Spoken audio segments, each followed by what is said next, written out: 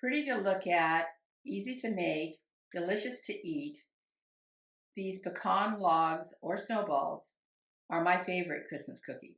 To make my pecan logs or snowballs, a traditional Christmas cookie in our family, you'll need 2 cups of flour, 1/2 cup of powdered sugar, 2 sticks of butter, 1 cup of chopped pecans, 1 teaspoon of vanilla, 1/4 teaspoon of salt, and extra powdered sugar to finish your cookies with. Remember to test your butter by seeing if it'll hold a fingerprint, which this does, so that's perfect for the creaming process. Starting with my teaspoon of vanilla, 1/4 teaspoon of salt, because I always use unsalted butter, and 1/2 cup of powdered sugar. I'm going to cream this mixture together now.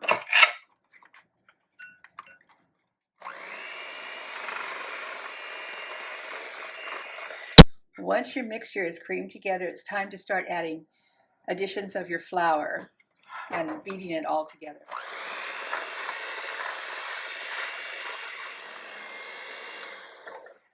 What you're looking for is a very crumbly mixture. Add your cup of chopped pecans and mix them by hand. And once they're thoroughly incorporated, then it's time to start using our hand to bring this cookie dough into a ball. There's just no better tool for doing this part of the job than your very own hands. So just plunge your hand in there and start grabbing hunks of dough and squeezing it together. And I want this to form 2 balls. This recipe will make about 24 cookies. So now you want to just roll your 2 pieces of dough into logs. And then we're going to cover them with plastic, and they need to refrigerate for an hour before we cut them and bake them. Our cookie dough has been in the refrigerator for an hour, so now it's time to start to form it into cookies. You're going to take your log and cut it right down the middle in half, and then each of the half again, now into quarters, and then each of the quarters into quarters. These are going to be our snowballs. There'll be 16 of them. For our logs, you're going to take your cookie dough and you're just going to cut it right down the middle, long ways.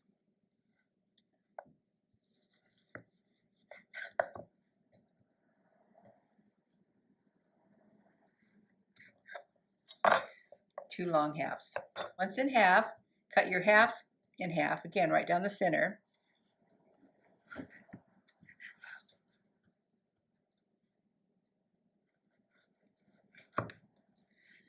I finished rolling our cookie dough into 20 logs and 16 snowballs. Preheat your oven to 350 degrees.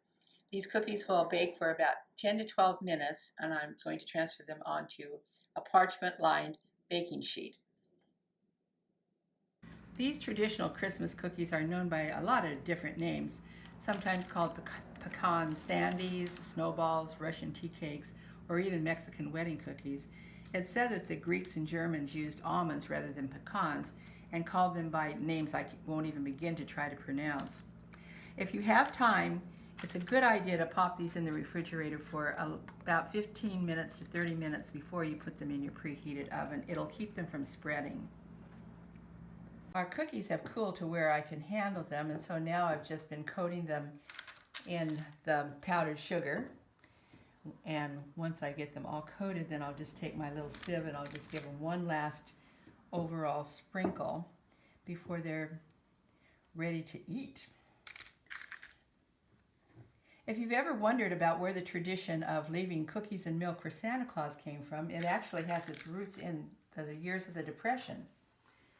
It was a way that parents could teach their children about to share, that people were all having a hard time, and that maybe even Santa Claus and his reindeer would appreciate a little extra snack of cookies and milk. In my husband's family, these cookies were called sandies. In mine, they were called snowballs. But regardless of what you call them, they've always been a Christmas traditional favorite.